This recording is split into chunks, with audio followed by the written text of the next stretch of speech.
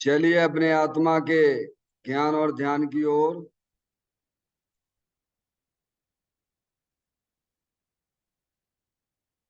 अपने चंचल मन को एवं चंचल उपयोग को स्थिर करने के लिए जिनवाणी माता के माध्यम से अपनी वर्तमान ज्ञान की पर्याय में सम्यक भेद ज्ञान उत्पन्न करते हुए शरीर शरीर से संबंधित जितने भी चेतन अचेतन पदार्थ हैं उनका मुझ भगवान आत्मा के साथ में किसी भी प्रकार का कोई संबंध नहीं है।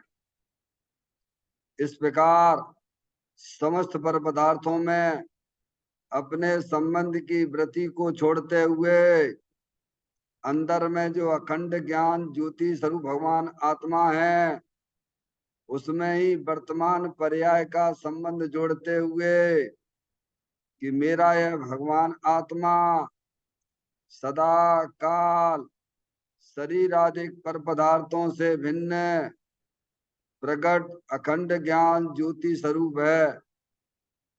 ऐसा अपने आप को जानो और ऐसा ही अनुभव करो कि वर्तमान में ही मेरा यह भगवान आत्मा शरीर आदि पर पदार्थों से भिन्न प्रकट अखंड ज्ञान ज्योति स्वरूप ही है।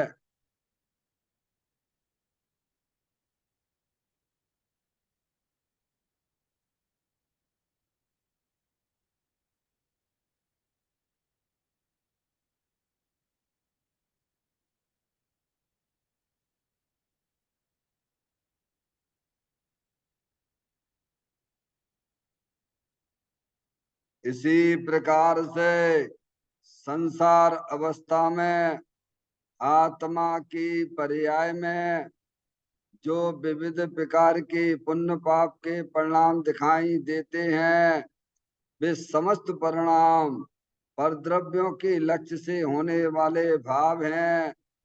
वे हमारे आत्मा का स्वभाव नहीं है।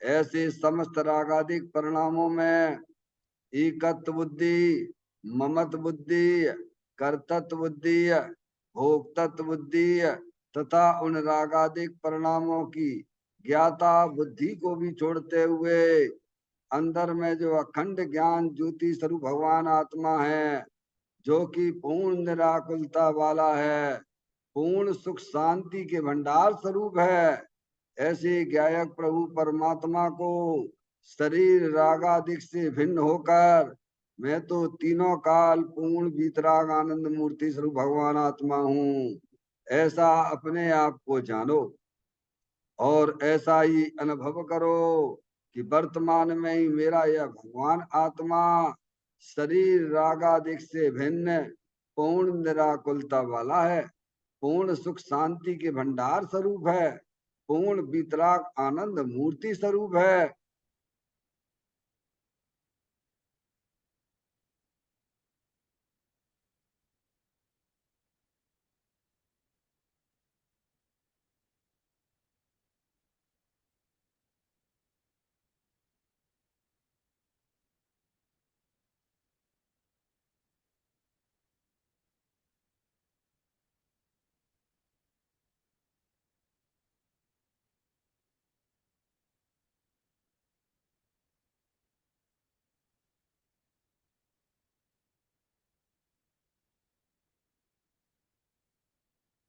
इसी प्रकार से संसार अवस्था में आत्मा की पर्याय में जो पर के लक्ष्य से होने वाला ज्ञान है वह परलक्षी ज्ञान भी हमारे आत्मा का स्वभाव नहीं है, वह तो इंद्रिय जनित ज्ञान है।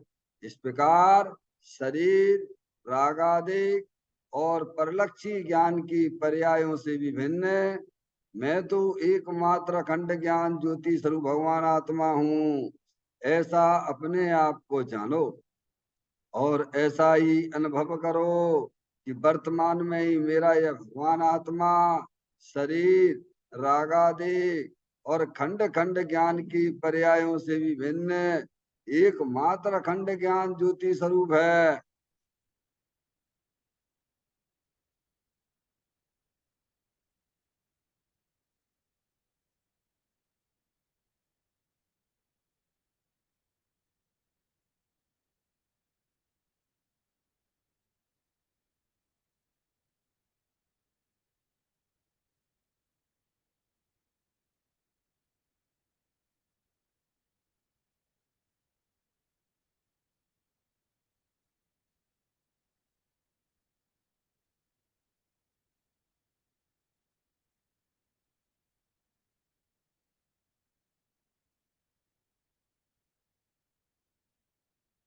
द्रव कर्म भाव कर्म नो कर्म रहित शुद्धात्म स्वरूपो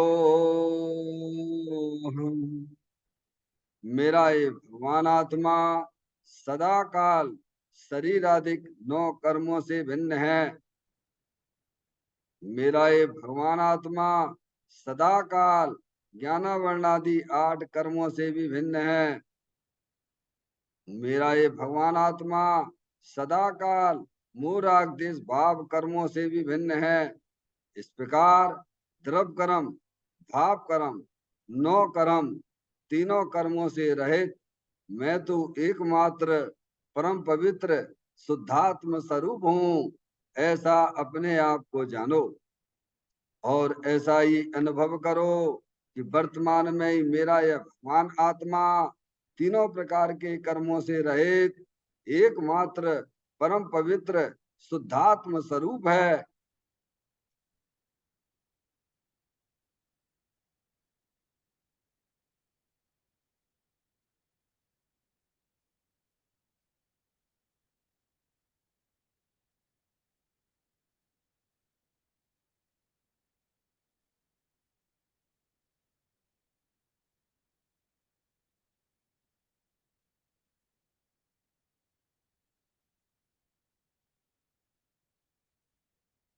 ओम नमः सिद्धेव्या।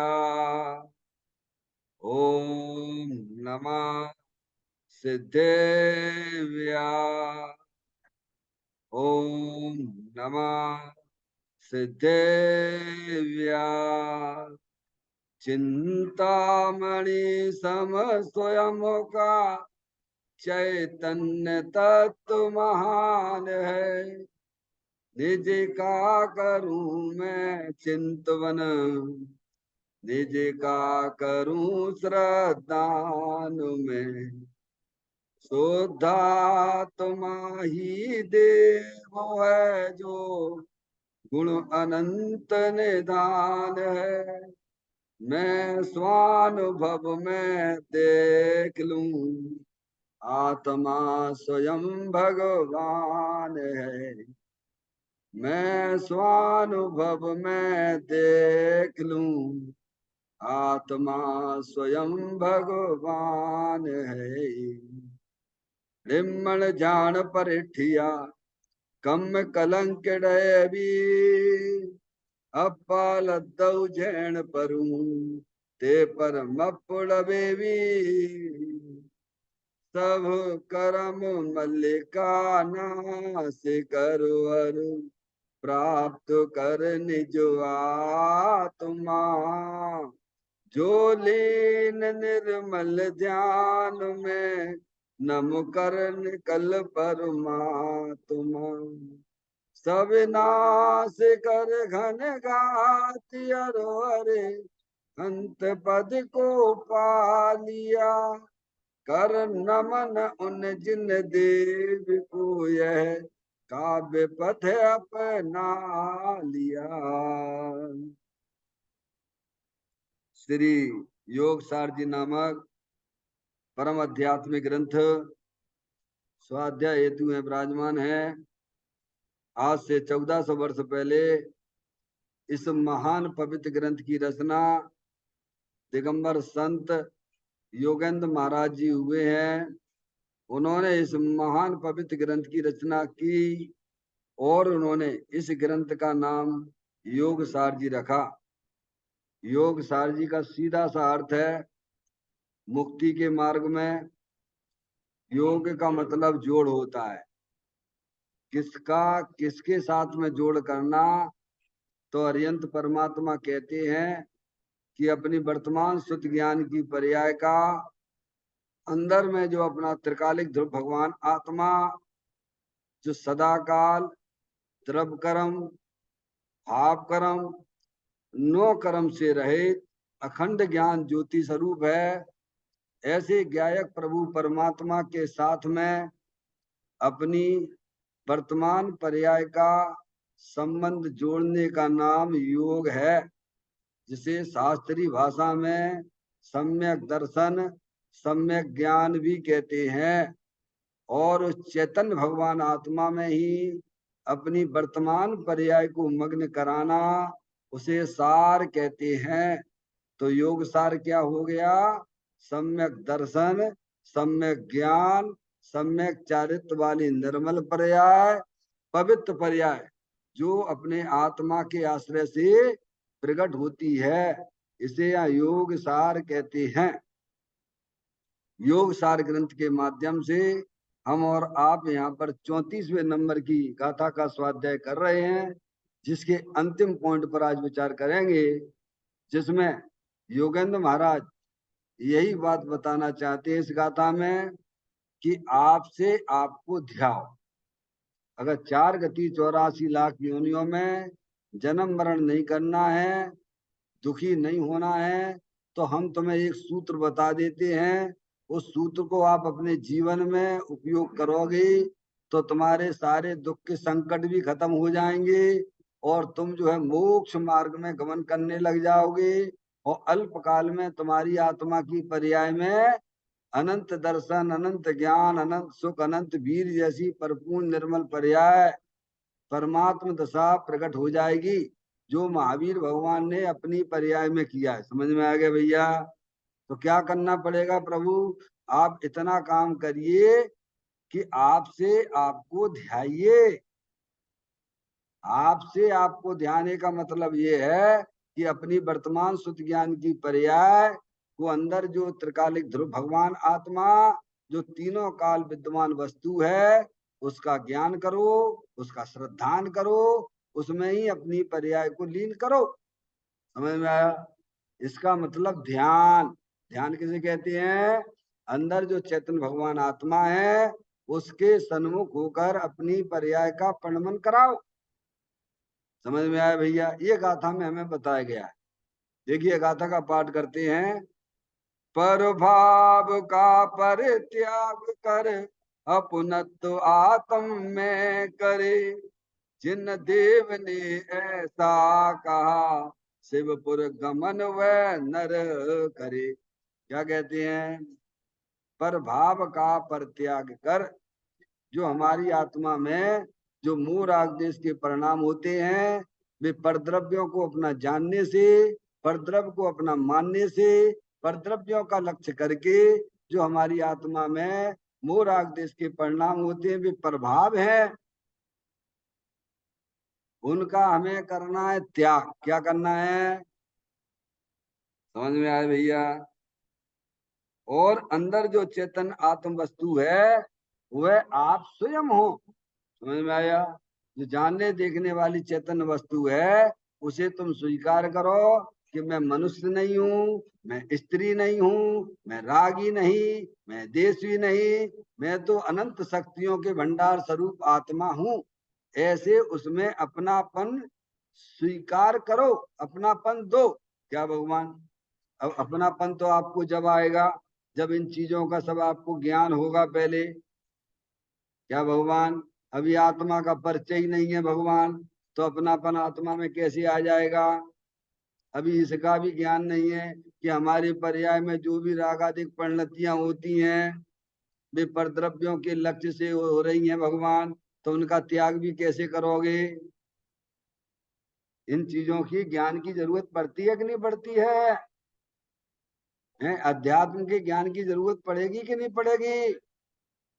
हैं? समझ में आया भैया? इसको अध्यात्म कहते हैं। आपकी पर्याय में जो भी दुख रूपी पर्याय है, मूढ़ादेश के परिणाम है। वे परद्रव्यों को अपना जानने से, परद्रव्यों को अपना मानने से, परद्रव्यों का लक्ष्य करके जो परिणमन किया जा रहा है वह सब प्रभाव है। क्या भगवान, आगे बात समझ में? तो परद्रव्य को अपना जानना मानना छोड़ दो भगवान, ये तो तुम्हारी बात है। ये शरीर भी क्या है तुम्हारे लिए? स्वद्रव्य है कि परद्रव्य है भैया बोलो? है परद्रव्य है।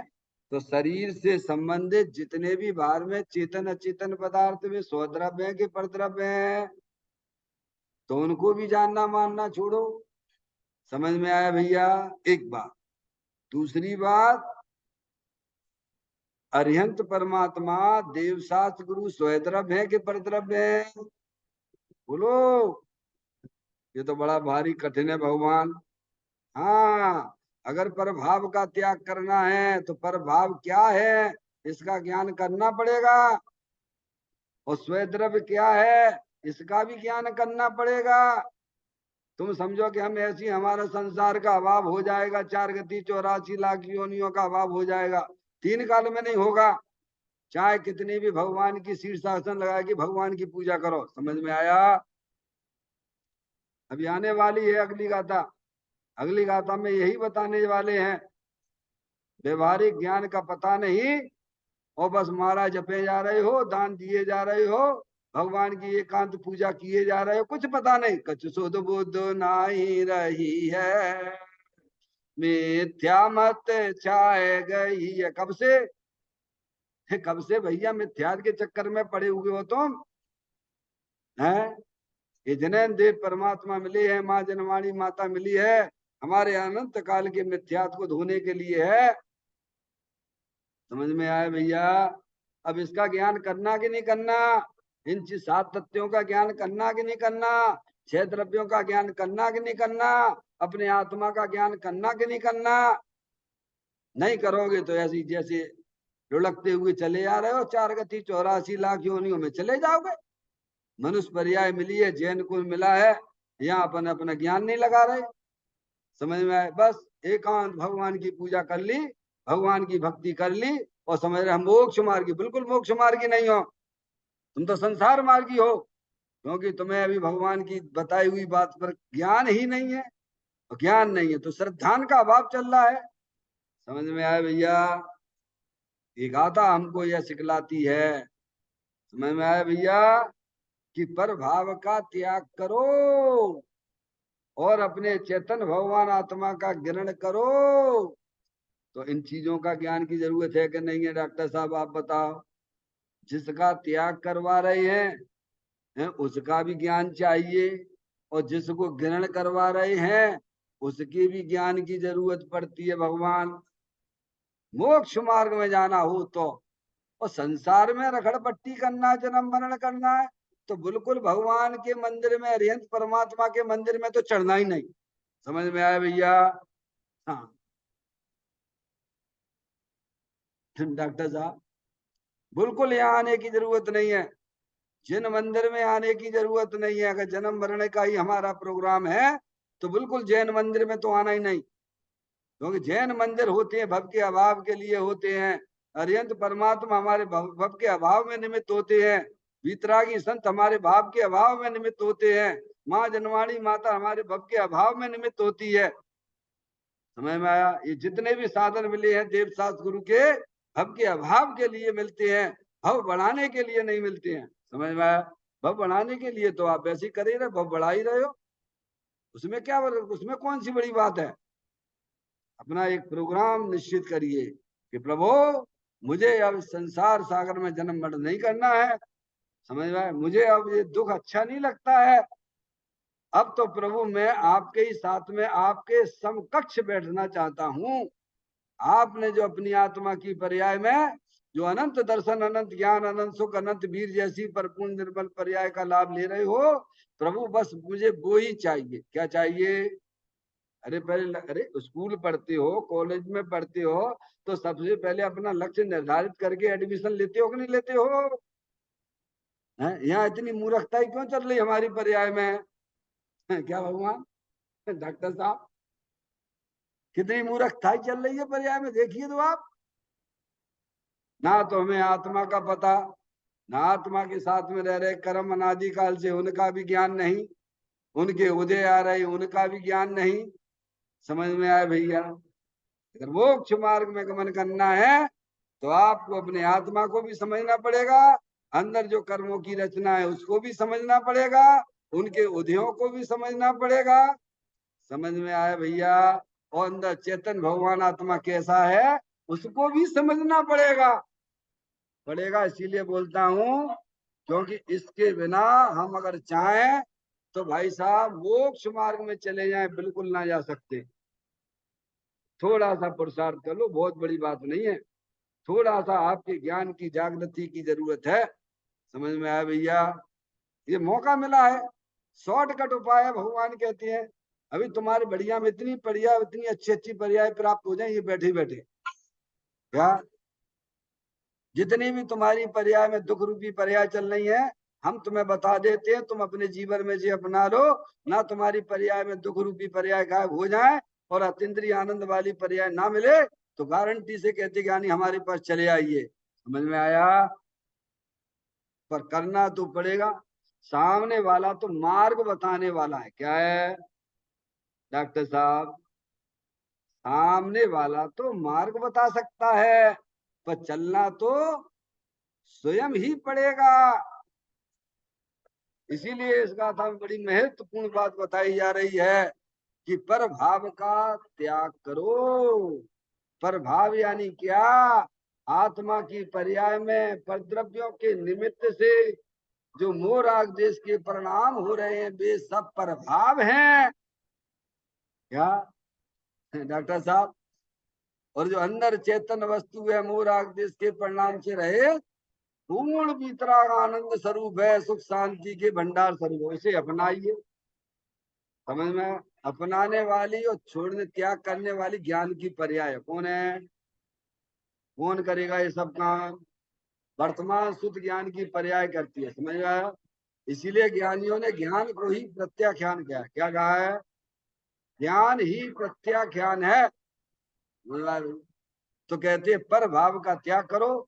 अपनी आत्मा में जो मोह आदेश के परिणाम हो रहे हैं वे परद्रव्य को अपना जानने से, परद्रव्य को अब शरीर मेरा है। क्यों भैया? ये शरीर कौन है? स्वद्रव्य है कि परद्रव्य है? सबसे पहले तो यही गलती चल रही है। क्या भगवान? डॉक्टर साहब मूल में ही भूल पड़ी हुई है। और फिर मैं मनुष्य हूं तो इंजीनियर हूं, और फिर भी लोग मुझे सम्मान नहीं देते, इज्जत नहीं देते। मूर्ख हो एक नंबर के छठे छठाए। तुम शरीर ही नहीं हो, तुम तो चेतनेश्वर भगवान आत्मा आरूपी हो। तुम ऐसा स्वीकार करिए, फिर तुम्हें बाहर के सम्मान की, इज्जत की, इज्जत की कोई मतलब नहीं। मैं सदा से रहा आत्मा अब भी हूँ, आत्मा ही रहूंगा न बदलूंगा मैं। कोई निंदा करे या करे स्तुति, बाए वैभव बड़े या सभी नष्ट हों, इनसे वृद्धि न हानि तनिक मेरी है। क्या डॉक्टर साहब? कोई निंदा करता रहा, किसकी कर रहा है? तुम्हारी कर रहा है कि शरीर की कर रहा है? कोई प्रशंसा करता है तो कौन की करता है? मूल में ही भूल पड़ी हुई है ना। क्योंकि शरीर को ही हमने अपना जाना, अपना माना, तो पर्याय में मोह राग देश उत्पन्न हो रहे हैं। और यहाँ से ही कनेक्शन कट कर दो डॉक्टर साहब, और यहाँ ही कनेक्शन जोड़ लो। तुम्हारे पास शुद्ध ज्ञान की पर्याय तो है, जोड़ने तोड़ने वाली एक ज्ञान की पर्याय है। अरे घर में क्या करते हो? घर में गाड़ी आ गई तो क्या हो गया? फोर व्हीलर, तो ये मेरी है। किसकी है? किसने जोड़ा? अरे बोलो किसने जोड़ा? मैं प्लाट की रजिस्ट्री हो गई तो कौन का है ये प्लाट? उससे पहले किसका था जमीन? डॉक्टर साहब उससे पहले वो जमीन किसकी थी? और आज आपने रजिस्ट्री करा ली तो किसकी हो गई? अरे भाई ये तो मोटी मोटी भूले हैं भगवान। हैं? क्यों डॉक्टर साहब? है डॉक्टर साहब। तो ज्ञान में क्या हम कर रहे हैं, बाहरी संयोगों को अपना, अभी आने वाली है वही छंद, अभी आने वाला है, तो उसी के ऊपर जिससे चर्चा करनी है, समझ में आया भैया। बाहरी वस्तुओं को ज्ञान ही जोड़ रहा है, और ज्ञान में ही ज्ञान ही प्रत्याज्ञान है। ये जोड़ना ओढ़ना खत्म कर दिया, जोड़ने का संबंध अपने चेतन भगवान आत्मा से जोड़ लिया उसने। मेरी तो एकमात्र चेतन आत्म वस्तु है। जो ज्ञान अज्ञान दशा में परद्रव्यों को अपनी पर्याय में जोड़ रहा था, वही ज्ञान सच्चा ज्ञान होने पर जोड़ना तो बंद कर दिया, और जोड़ने का काम अब चेतन भगवान आत्मा के साथ में हो गया। क्या हो गया भगवान? कौन सा? परद्रव्यों को जोड़ने का काम बंद। जो अपनी चीज है उसे अपना जानता है, उसे अपना मानता है, जिसे भगवान सम्यक दर्शन सम्यक ज्ञान कहते हैं। सम्यक दृष्टि ईमानदार है। कौन है? सम्यक दृष्टि इस विश्व का सबसे ईमानदार जीव है, और मिथ्या दृष्टि सब बेईमान है, क्योंकि शरीर आदि सब कर्मकृत वस्तुएं हैं और उनको वो अपनी मान रहे हैं, इसलिए वे बेईमान हैं, मिथ्या दृष्टि। और ज्ञानी केवल एक अपनी चेतनात्म वस्तु को ही अपना जानता है, अपना मानता है। अरे उनके लक्ष्य से होने वाले जो रागादिक परिणतियां हैं वे भी परिकृत हैं, उन्हें भी अपना नहीं जानता, उन्हें भी अपना नहीं मानता है डॉक्टर साहब। तो ये तो हो गया सम्यक दर्शन सम्यक ज्ञान। और सम्यक चारित्र अपने ही चेतन भगवान आत्मा में आनंद लेता रहता है, भोग करता रहता है उसका, वो हो गया सम्यक चारित्र। समझ में आया भाई? मोक्ष मार्ग में, अरे भैया ये जितनी भी संसार में जितनी भी जेलें खुली हुई हैं, सरकार ने खोल के रखी हुई हैं, वे अपराधियों के लिए है कि निरपराधियों के लिए है? फिर अपराधियों के लिए है ना। समझ में आया भैया? ऐसे 4 गति 84 लाख योनियों में जो भी जीव राशियां दिखाई दे रही हैं, वे अपराध कर रहे हैं, वे अपराध करते हैं, इसीलिए 4 गति 84 लाख योनियों में परिभ्रमण करते हैं। सम्यक दृष्टि क्यों 4 गति 84 लाख योनियों में परिभ्रमण नहीं करता है? क्योंकि वह अपराध करता ही नहीं है। वह तो अपनी चीज को अपनी जानता है, अपनी मानता है, और अपनी चीज का ही भोग करता है। तो वो तो मोक्ष में जाएगा, कहाँ जाएगा? पंचम गति में आनंद ही आनंद लूटेगा भगवान।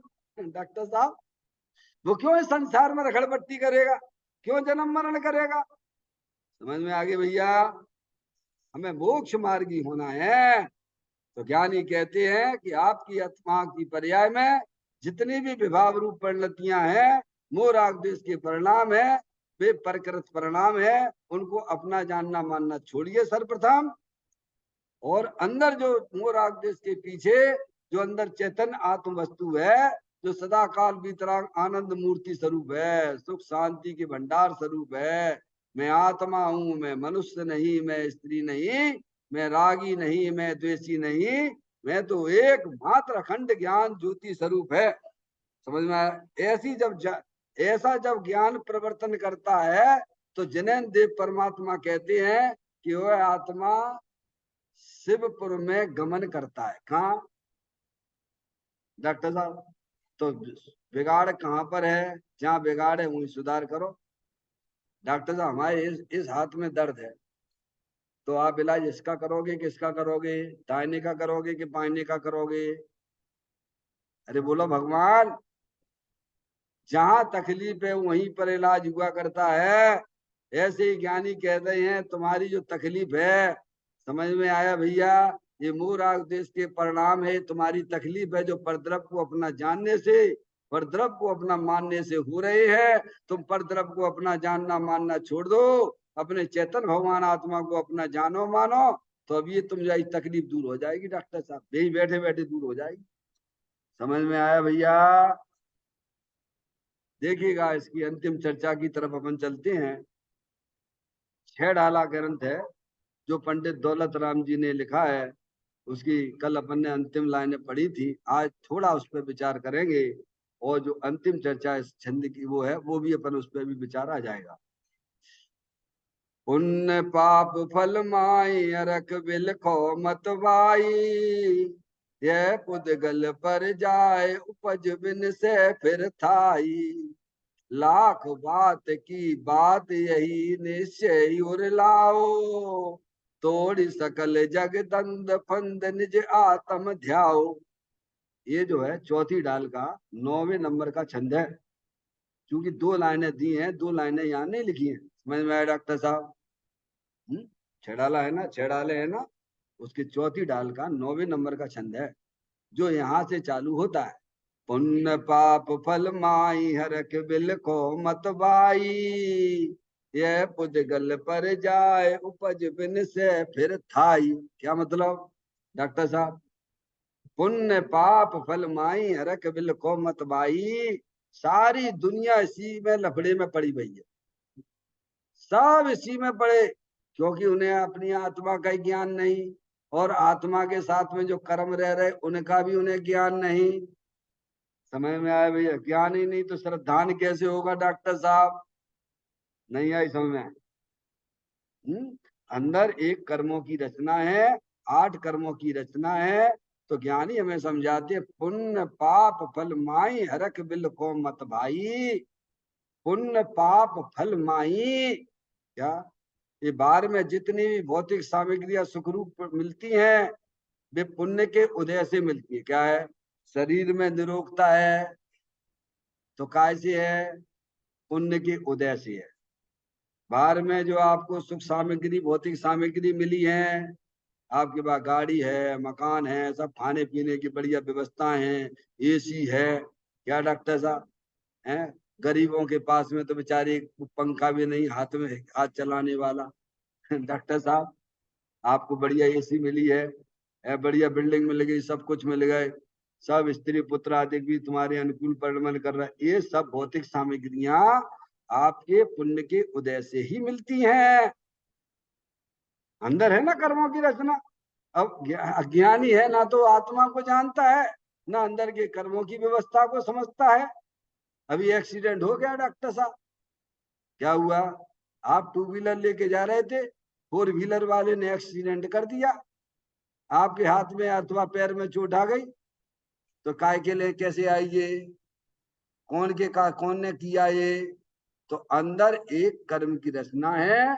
वह कर्म जब स्वयं काल उसका आता है तो वह उसके कारण से हुई है। पर अज्ञानी को कहाँ दिखता है? बोलो भगवान।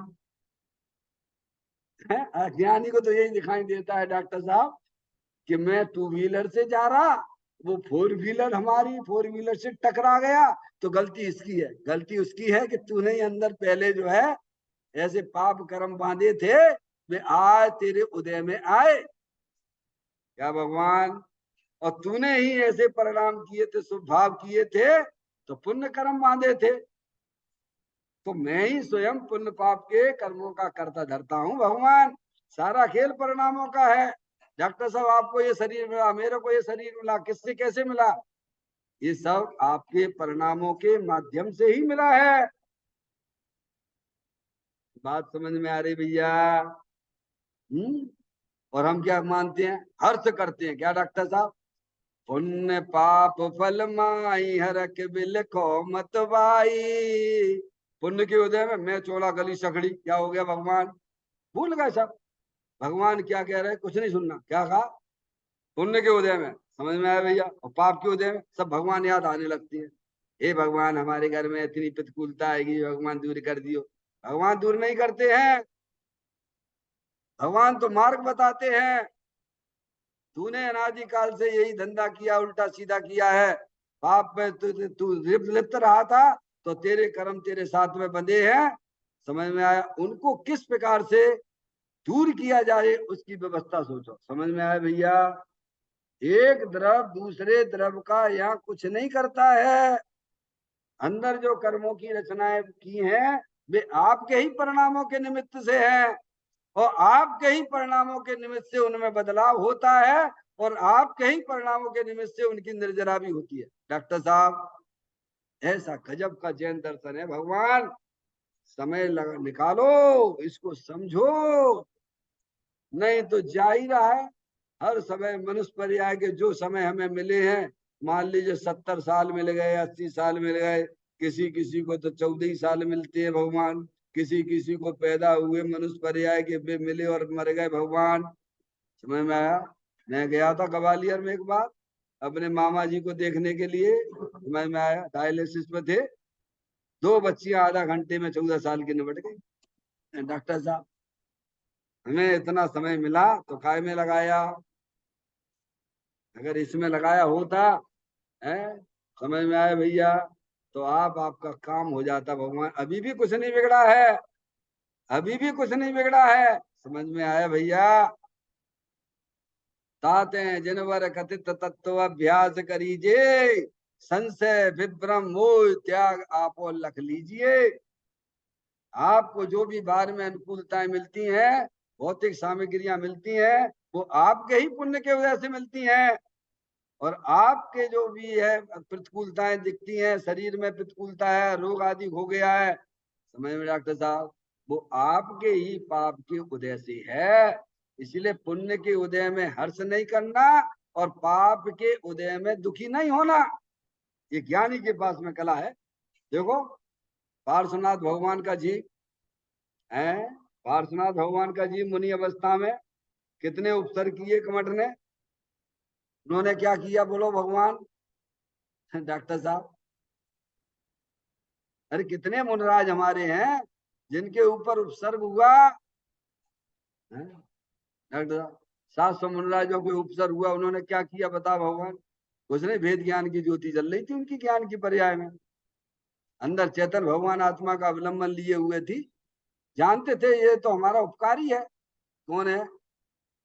कमठ के जीव ने 10 भव तक उनके ऊपर उपसर्ग किया तो भी आप बैरी समझते थे, उपकारी समझते थे। अगर वो नहीं करेगा तो हमारी कर्मों की निर्जरा कैसे होगी, तो हम मुक्ति में कैसे पधारेंगे भगवान? और हम क्या समझते हैं, हम उल्टे क्या कसाय करके उल्टे कर्मों को बांध रहे हैं भगवान। कुछ सुध बुध नहीं रही है, मिथ्या मत छाए गई है। समझ में आया भैया?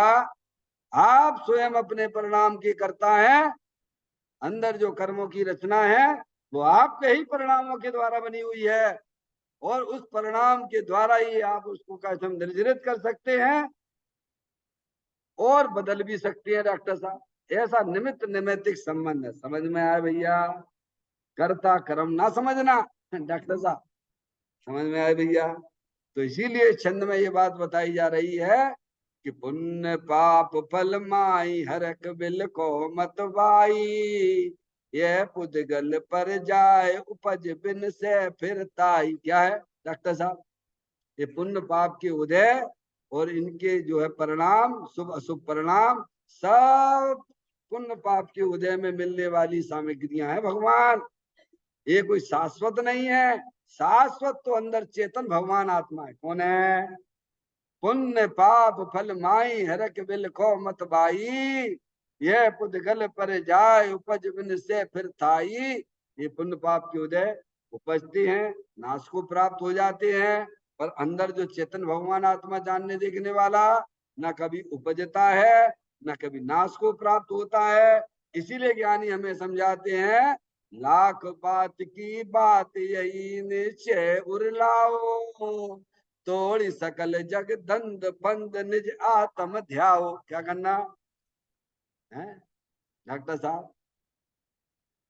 पुण्य पाप के उदय में मिलने वाली सामग्रियों को अपना मत जानिए, उन्हें अपना मत मानिए। पुण्य पाप के उदय में होने वाले जो भी परिणाम, शुभ अशुभ परिणाम होते हैं, वे भी शाश्वत नहीं है, उनको भी अपना जानना मानना छोड़िए। अंदर जो शाश्वत वस्तु है बस उसी लाख बात की बात यही निश्चय उरलाओ। अपने ज्ञान की पर्याय में, अपने हृदय में, अपने मन में ये बात निश्चित कर लीजिए।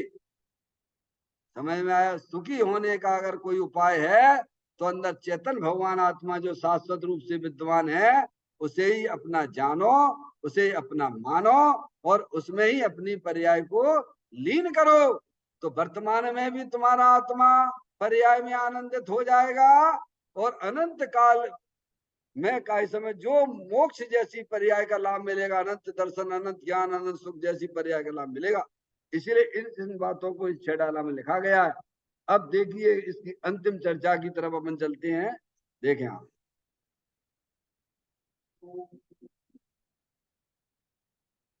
आहा, चैतन्य रत्नाकर में आनंद शांति आदि अनंत अनंत रतन भरे हैं।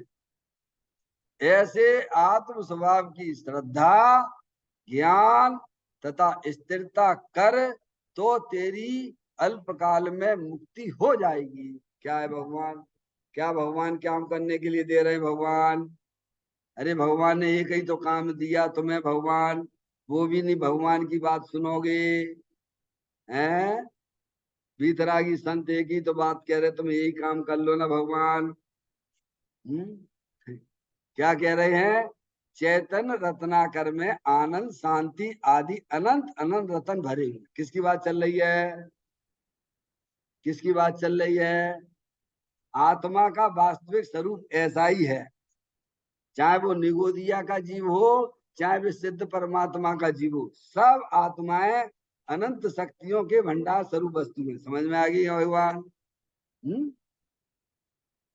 वे किन्हें मिलेंगी? जैसे समुद्र में, जैसे समुद्र में बताते बहुत बहुमूल्य चीजें पड़ी हुई हैं, उसकी तलहटी में तो कुने मिलेंगी? जो केवल गीत गाता रहेगा क्या? जो केवल गीत गाता रहेगा कि समुद्र की तलहटी में बहुत अमूल अमूल चीजें पड़ी हुई हैं। समझ में आया भैया? तो उसे मिल जाएंगी क्या है? और पानी से जिसे डर लगता हो तो वे चीजें उसे मिलेंगी क्या है? अरे पानी पैर मत रखना, समुद्र में तो बहुत बहुमूल्य चीजें पड़ी हुई हैं। समझ में आया भैया? तो उसे मिलेंगी क्या? तो समुद्र में है कि नहीं है? अरे है, लोग आते हैं वहां विदेश से का इसमें अपना जहाज लेके आते हैं, बहुत सोना वोना लेके आ जाते हैं, पलट भी जाता है, पलटता है कि नहीं पलटता है? तो वे सब कहाँ जाएंगी भगवान? अरे बोलो, हीरा जवाहरात सोना चांदी लेके आके पानी के जहाज से लेके आते हैं ना, तो तुमको समाचार में मिलता है ना कि एक समुद्र से इतने टन सोना आ रहा था और वह पलट गया। तो वो कहाँ गया है? तो है कि नहीं है? है तो कुने मिलेंगी वे चीजें? केवल गीत गाते रहना समुद्र की तलहटी में भाई साहब बहुत अमूल्य चीजें पड़ी हुई हैं, उसे ना मिलेंगी? जो पानी से डर लगता है उसे भी ना मिलेंगी हैं? और थोड़ा ऊपर ऊपर ही तैर लिया भगवान तो उसे भी ना मिलेंगी? इसके लिए तो स्पेशलिस्ट चाहिए, तैराकी चाहिए। समझ में आया भैया? धीर वीर गंभीर हुआ करते हैं, समझ में? उसके प्राप्त करने के अंदर में उत्साह रुचि होती है। उन जीवों को अंदर में जाकर वे उन चीजों को उठा के लेके आते हैं। ऐसे ही ज्ञानी हमें ये समझाना चाहते हैं कि प्रत्येक आत्मा अनंत शक्तियों के भंडार स्वरूप वस्तु है। समझ? जब एक रतन अनमोल है तो रत्नाकर फिर कैसा होगा, जिसकी चर्चा इतनी सुंदर तो वह कितना सुंदर होगा। क्या भगवान? समझ में आए भैया? देखो अपन उसकी चर्चा करते हैं तो कैसा आनंद आनंद हो जाता है मन अपना भगवान। अरे जिसकी आत्मा की चर्चा सर्वात सिद्धि में भी 33-33 सागर तक चलती है, पता है कि नहीं पता है?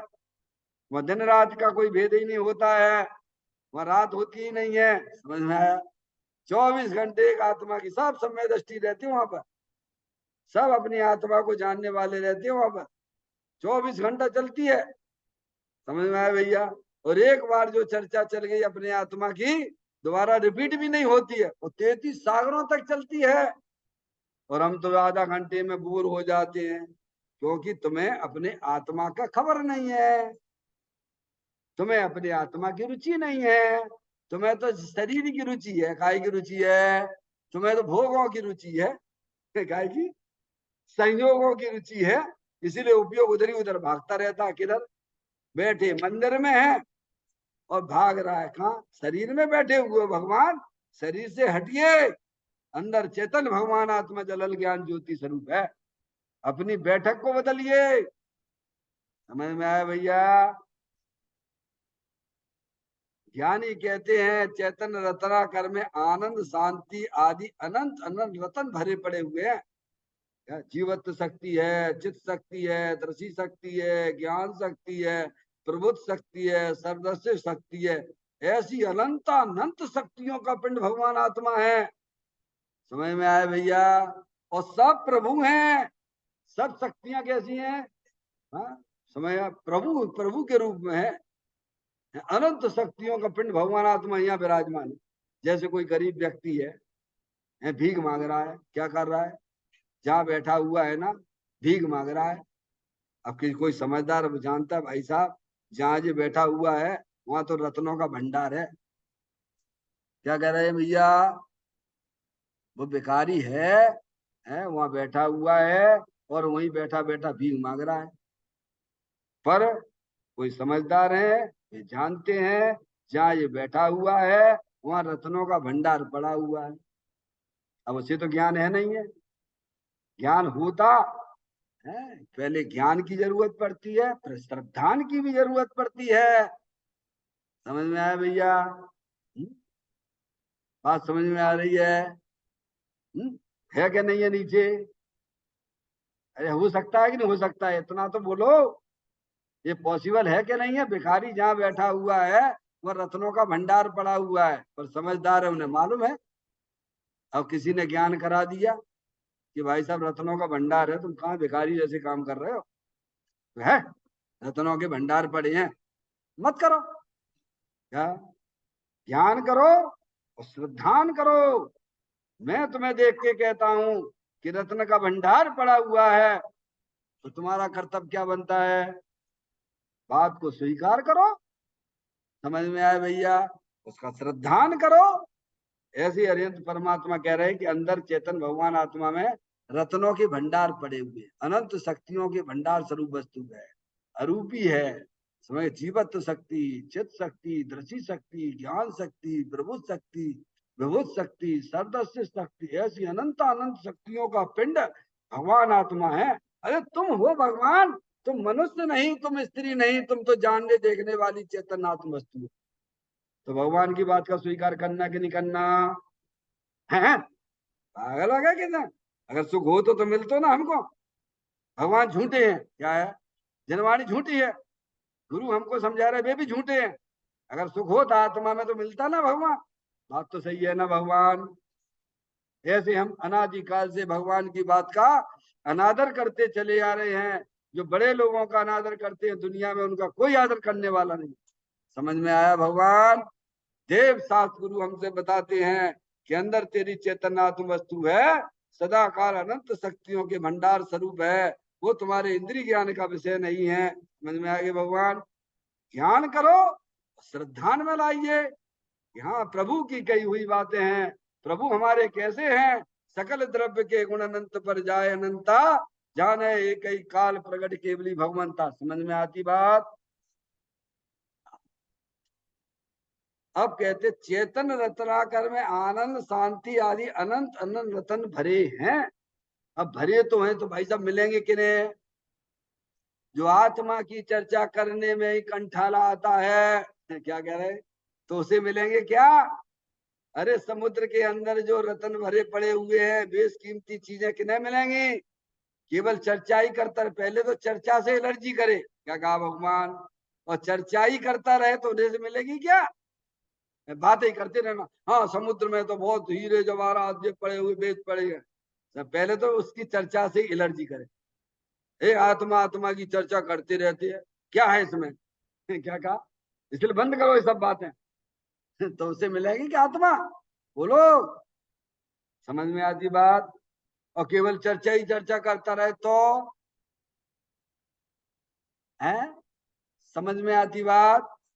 समुद्र में तो बेशकीमती चीजें पड़ी हुई हैं, लेकिन केवल ऐसा ही कहता रहे भाई साहब उसके अंदर बेशकीमती चीजें पड़ी हैं, और पानी से लगता है डर, तो मिलेगी क्या? नहीं मिलेगी। केवल चर्चा से भी काम नहीं चलेगा। समझ में आ गई भगवान? है? पानी में जाइए, पैर रखिए, और तैरना तुम्हें आता है तो नीचे उतरिए, उसको मिलती है। ऐसे ही भगवान आत्मा तो अनंत शक्तियों के भंडार स्वरूप वस्तु है, उसकी चर्चा भी करो, उसका चिंतन भी करो और चर्या भी करो। क्या भगवान, तो वह रत्नाकर भगवान तो आत्मा की शक्तियां मिल जाती है।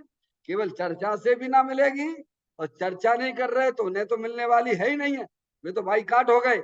समझ में आया भैया? समझ लेना, अपनी अपनी देख लेना। भगवान जो इस तत्व से नहीं जुड़ते हैं उन्हें तो कभी अपनी आत्मा मिलने वाली नहीं है। समझ में? जो सुनते हैं, ज्ञान करते हैं, समझ में? और प्रभु की बात का स्वीकार करते हैं कि हमारे प्रभु ने कहा है कि अंदर जो चेतन आत्म वस्तु है वह अनंत शक्तियों के भंडार स्वरूप ही है। ज्ञान शक्ति है, सुख शक्ति है, प्रबुद्ध शक्ति है, विबुद्ध शक्ति है, ऐसी अनंत अनंत शक्तियों के भंडार है। अरे आपने स्वीकार कर लिया प्रभु की बात का, तो पुण्य तो आपको सहज ही बन गया। नहीं आई समझ में? है? अरे स्वीकार मात्र करने में, प्रभु की बात स्वीकार करने में पुण्य बनता है और आत्मा भी मिल जाता है। वो जो प्रभु की बात को स्वीकार नहीं करते हैं, भले भगवान की कितनी भी पूजा भक्ति करते हो, पाप का बंध करते हैं, तीव्र कसाई है वो। समझ में आया? है? इसीलिए हमें उस तत्व से जुड़ना भी है, क्योंकि अपनी चीज है।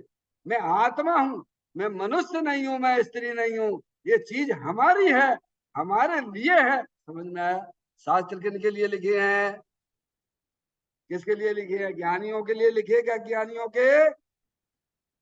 अज्ञानियों के लिए शास्त्र लिखे जाते हैं, और मैं अनादिकाल का ज्ञानी जी हूं। समझ समझ में आती बात? तो ऐसे शास्त्रों से जिसमें अपने आत्मा की चर्चाएं होती हैं, उनसे जुड़िए और उनकी बात को सुनिए। प्रभु की वाणी है, और उस पर श्रद्धा लाइए कि अंदर चेतन भगवान आत्मा अनंत शक्तियों के भंडार स्वरूप वस्तु है। समझ में आया भैया? और फिर वह प्रयास करता है। भिखारी है, भिखारी ने उस बात को स्वीकार किया। हाँ, आप बिल्कुल सही कह रहे हो कि हमारे जहां मैं बैठा हुआ हूँ वहां पर रत्नों के भंडार पड़े हुए हैं। उसका ज्ञान किया, उसका श्रद्धान किया, और फिर वह प्रयास करता, तो मिलेगा क्या नहीं मिलेगा बोलो? ऐसे ही हम अपनी आत्मा को यहाँ पर समझेंगे, अनादिकाल से भूले हुए हैं, सर्वज्ञ परमात्मा की वाणी है, उसका ज्ञान करो, उसका श्रद्धान करो, और उसमें ही अपनी पर्याय को लीन करो। तो ये कहते हैं, ऐसे आत्म स्वभाव की श्रद्धा कि मेरा भगवान आत्मा अनंत शक्तियों के भंडार स्वरूप वस्तु है। कैसे, कैसी श्रद्धा? मेरा जो अंदर चेतन भगवान आत्मा है, जो सदा काल शरीर से भिन्न है, मेरा जो चेतन आत्म वस्तु है, सदा काल मुंह से भिन्न है, मेरी जो चेतन आत्म वस्तु है, सदा काल मोह राग द्वेष के परिणामों से भी रहित है। ऐसा ज्ञान अंदर चेतन भगवान आत्मा द्रव्य कर्म भाव कर्म नौ कर्म से रहित अनंत शक्तियों के भंडार स्वरूप वस्तु है। ऐसा ज्ञान और श्रद्धान, दो बातें ली सबसे पहले। ऐसे आत्म स्वभाव की, कैसे आत्म स्वभाव? जो रथ है, द्रव कर्म भाव कर्म नौ कर्म से रहे अनंत शक्तियों के भंडार स्वरूप, ऐसे आत्मा की श्रद्धा ज्ञान, दो हो गए। श्रद्धा ज्ञान का काम हो गया। इतने में आप सम्यक दर्शन मोक्ष मार्ग हो जाओगे, समझ लीजिए आप। अगर आपने प्रभु की बात को स्वीकार कर लिया तो आपका जो है जन्म मरण का अभाव हो गया, समझिए। उसी समय तत्काल गजब होता है। समझ में आया भैया?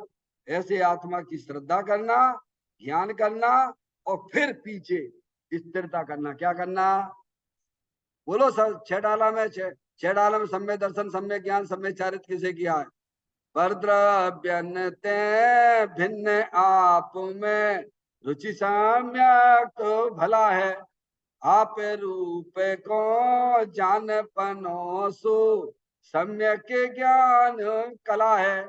आप रूप में लीन रहे फिर सम्यक चारित सोई। सम्यक चारित किसे कहना? कि अपनी पर्याय को, अपने उपयोग को निरंतर अपने चेतन भगवान आत्मा का आनंद लूटने का नाम सम्यक चारित है, वही स्थिरता है। तो कहते हैं ऐसे भगवान आत्मा का ज्ञान, उसका श्रद्धा और स्थिरता करोगे तो क्या हो जाएगा? तो तेरी अल्पकाल में मुक्ति होगी। क्या होगी? इतना शॉर्टकट उपाय बता दिया। अल्पकाल में, अल्पकाल में नमो सिद्धारम में पहुंच जाओगे। कहाँ पहुंच जाओगे? हाँ, जब महावीर भगवान पहुंच गए नमो सिद्धारंभ में, ऐसे यह जीव जब आत्मा का ज्ञान करता है, अपने आत्मा का श्रद्धान करता है, अपने आत्मा का निरंतर आनंद लूटता है, तो वह जीव अल्प काल में पर्याय में परमात्मा हो जाता है, नमो अरिहंताणम में जाता है, नमो सिद्धारंभ में पहुंच जाता है। इस प्रकार से बड़ी सुंदर चर्चा हमने आपने गत दिनों इसको पढ़ी है। इसको खूब चिंतन करो, विचार करो, आगे की चर्चा बाद में। निज निधि निज में बताई, यह अनंत अनंत उपकार है, उसके लिए जिन वाणी माँ को वंदना सतवार है, वंदना सतवार है। 9 बार नमोकार मंत्र का स्मरण